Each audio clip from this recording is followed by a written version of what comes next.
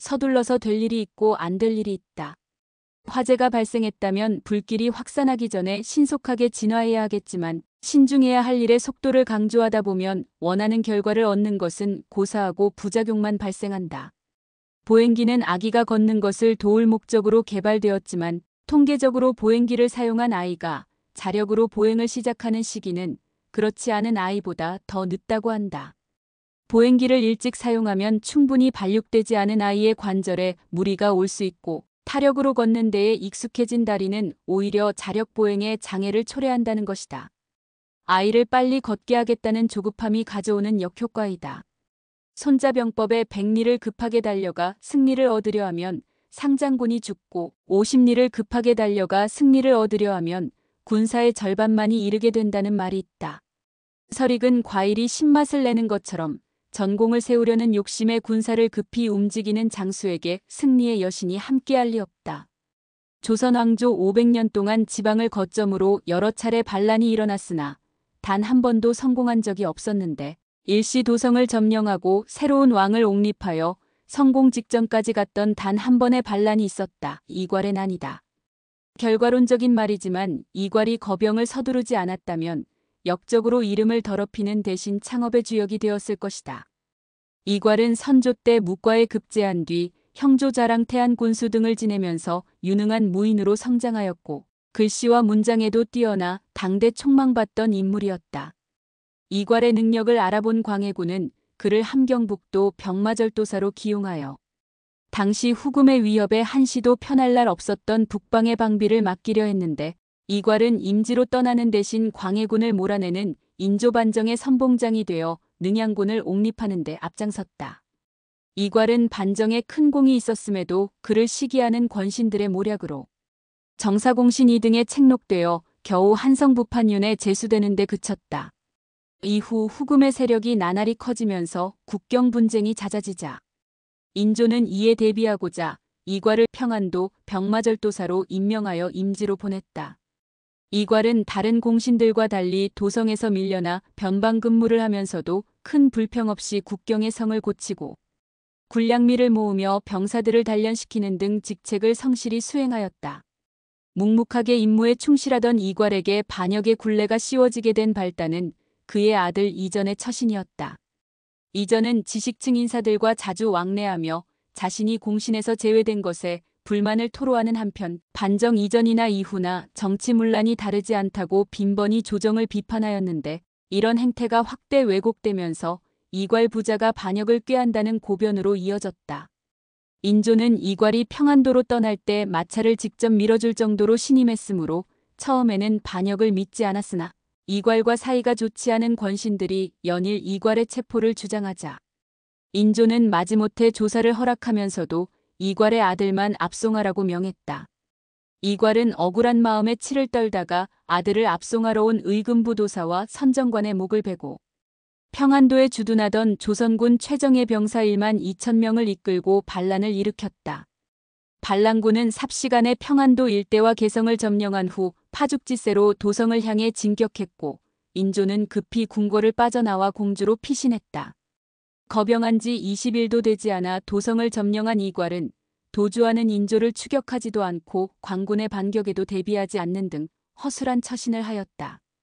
그 와중에 흥안군 이제를 새로운 왕으로 추대하는 등 좌충우돌하다가 정충신이 이끄는 2,000명의 광군에게 허무하게 패배하였다. 이후 황급히 도성을 떠나 도주길에 올랐다가 경기도 광주 부근에서 부하장수에게 살해되고 일시 왕위에 올랐던 선조의 10번째 아들인 이제도 처형되면서 이괄의 무모한 꿈은 물거품이 되고 말았다. 민간에 전해오는 설화에 따르면 이괄은 어릴 때부터 아버지의 말이라면 항상 반대로 행동하여 속을 썩였는데 풍모와 기상은 남달라 그의 아버지는 이괄이 후일 왕이 될 것이라 믿었다고 한다. 풍수에 밝았던 이괄의 아버지는 왕터를 찾아 자신의 맷자리로 잡았는데 묘하게도 그곳은 시신을 거꾸로 묻어야 왕터가 될 곳이었다. 죽음을 앞두고 그는 이괄을 조용히 불러 내가 죽거든 시신을 반듯하게 묻고 도토리와 콩팥을 함께 묻어라. 그리고 언젠가 너의 손금이 올라갈 때가 있을 터인즉 그때 거병하면 뜻을 이룰 수 있을 것이다 라고 유언했다. 얼마 후 아버지가 죽자 이괄은 마지막 순간만큼은 효를 행하자고 생각하고 아버지의 유언대로 시신을 반듯하게 묻었다.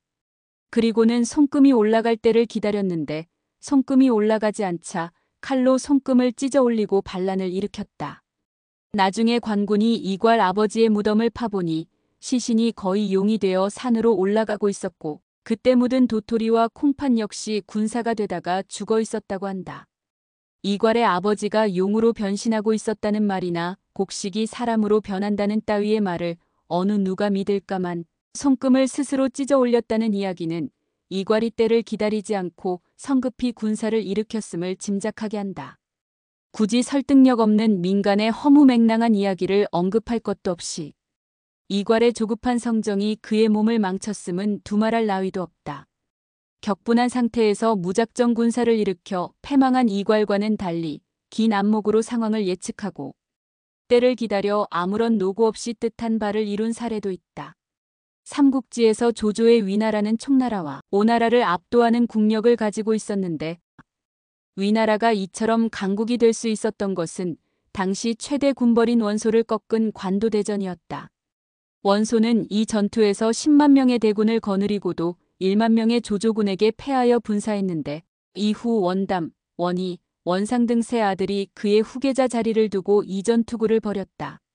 다툼 끝에 장남인 원담은 조조에게 투항하고 원상원의 형제는 요동태수 공송강에게 달아났다.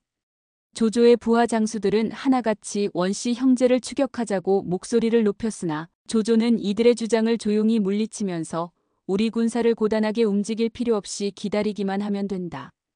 요동태수 공송강이 제 손으로 원씨 형제의 목을 바칠 것이다라며 회군을 명했다.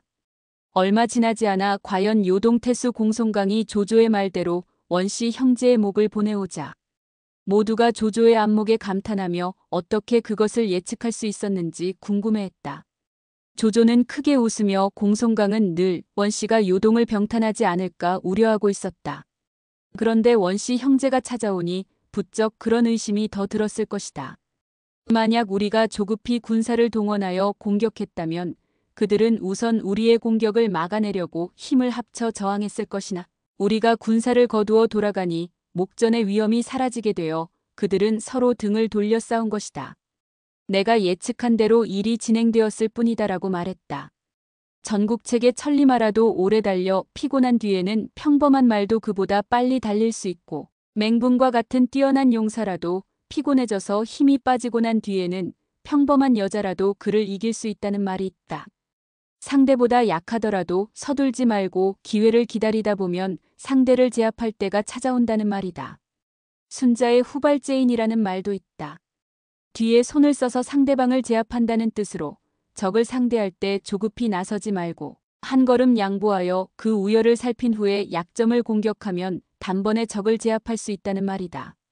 우리나라 프로야구 선수 중 느림의 미학이라는 별명을 가지고 있는 유희관이라는 투수가 있었다.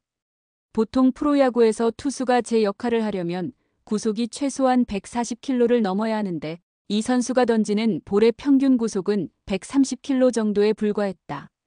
프로야구 투수가 가져야 할 기본인 구속이 따라주지 않았음에도 국내 프로야구의 수준급 타자들이 좀처럼 이 선수의 느린 공을 치지 못했다. 전문가들의 말에 의하면 유희관 투수는 속도는 느리지만 포수가 원하는 방향으로 정확하게 볼을 던지는 능력 즉 제구력이 좋았다는 것이다. 제 아무리 빠른 구속을 자랑하는 투수라도 정확도가 떨어지면 아무 필요가 없는 것처럼 인생에서도 중요한 것은 속도가 아니라 방향이다.